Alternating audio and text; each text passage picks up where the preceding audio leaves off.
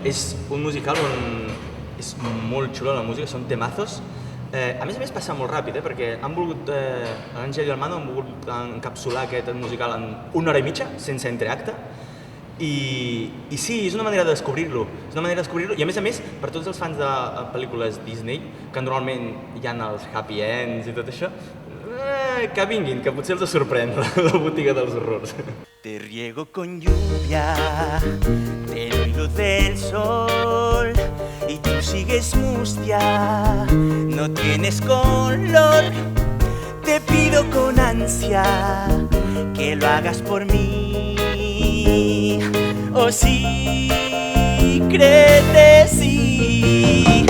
També s'ha de dir que és veritat que jo amb d'altres espectacles amb l'Àngel i el Manu, que havíem fet Jerónimo Stilton, per exemple, i a Jerónimo Stilton parlava amb projeccions. O sigui que una mica ja és això. Doncs és una nova experiència, la veritat, i molt positiva. La veritat és que, te n'oblides que és una titella, perquè arriba un moment que, és que des del moment que obre la boca comença a parlar, ara estic fent una mica de spoiler, però és un personatge més, i aleshores, doncs, és que és la planta, no? És la planta i ja està allà, ja està viva. Él me ofreció un buen trabajo, abrigo y un trozo de pan. ¿Qué más me da?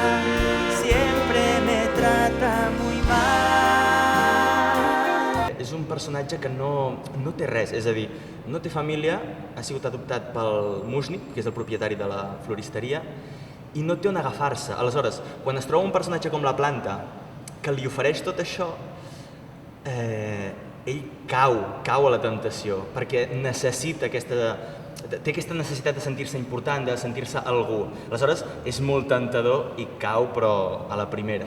Que si no fos per l'amor entre Seymour i Audrey, doncs Seymour igual no tindria aquestes aspiracions a ser millor per conquistar-la. D'alguna manera sí, és el desencadenant de tot el conflicte.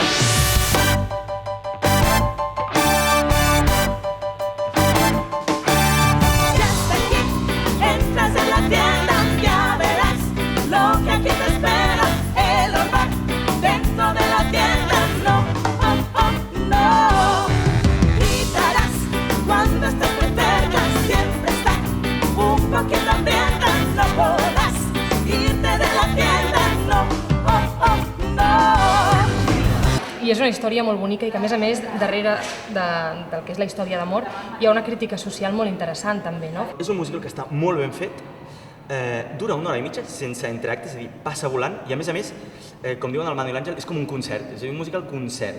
Són cançó rere cançó que són molt xules, a més, és que l'equip artístic i tècnic són uns cracs, està tot molt ben fet, amb molt bon gust, i jo crec que agrada tant a grans com petits. Jo he vist nanos també des dels 6, 7, 8 anys, si se'ls explica bé al principi, fins ben grans, és molt familiar i molt divertit.